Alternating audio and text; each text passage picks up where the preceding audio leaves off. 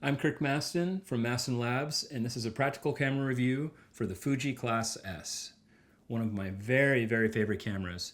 In fact, if I was stuck on a desert island and I could only take one camera with me, out of all the cameras that I've ever owned of any kind, this is the one that I would take. It is my absolute, hands down, favorite camera I've ever owned, and I probably shoot 80% of the time when I'm not shooting for a client, I'm shooting with this camera for myself. I take it everywhere. It's got a very, very, very sharp 38mm 2.8 lens. And it's not a very big camera when you have it with you. I can fit this in my pocket and take it anywhere. Fuji only made about 8,000 of these cameras, so I had to order it from Japan. But you can still find them on eBay, and you can find them on like KEH and some other sites. But they are very, very new. In fact, I would say it's probably the most modern, perfected film point shoot camera ever made. It's newer than even the Contax T or T3 or T2 point and shoot cameras, which are amazing themselves. So this camera has only the things that I really love and none of the things that bother me. It's got an exposure compensation dial on one side, so I can just set this to +1 or +1.5 or +2 and purposefully overexpose my color negative film, because you can never really overexpose negative film too much. I mean, it can get a little bit weird looking after about 4 or 5 stops overexposed.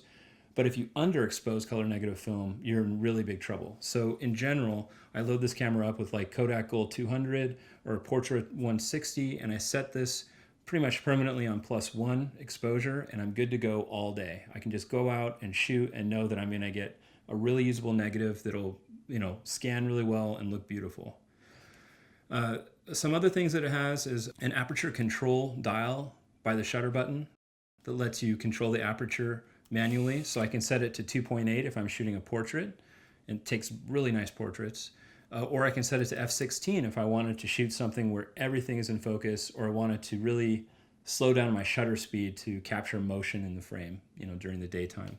Beyond that, it's got manual control of the flash. So with this little dial on top, I can get into a menu where I can have the flash permanently turned off, or set it to auto, or have it force flash. So it's always doing flash, like having fill flash during the daytime if you want to fill in the shadows. I never use that. I usually have it on no flash at all, force off. Another feature that's really, really cool about this camera, for the few times that you do need it, is that it's got a shutter release cable connection right here on the side. So if you bring like a little tiny tripod with you when you go traveling, you can get this on a tripod, get the shutter release cable out, and take like a really beautiful, nice, long exposure picture at night. Or you can go to f16 and try to capture a ton of motion, with a slower shutter speed during the day with a slower film.